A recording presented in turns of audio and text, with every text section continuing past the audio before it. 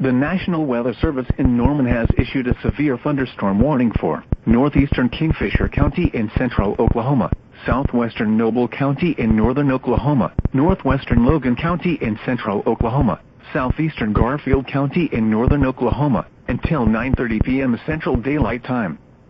At 8:50 p.m. Central Daylight Time, severe thunderstorms were located along a line extending from 6 miles northeast of Lucene to near Covington to 3 miles northwest of Bison, moving southeast at 20 miles an hour.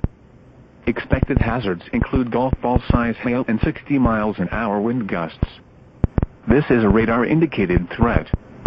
The following impacts are expected: people and animals outdoors will be injured. Expect hail damage to roofs, siding, windows, and vehicles. Expect wind damage to roofs, siding, and trees. Locations impacted include Enid, Harry, Hennessy, Wacomas, Garber, Covington, Billings, Marshall, Breckenridge, Orlando, Fairmont, Douglas, Lucene, Bison, and Hayward.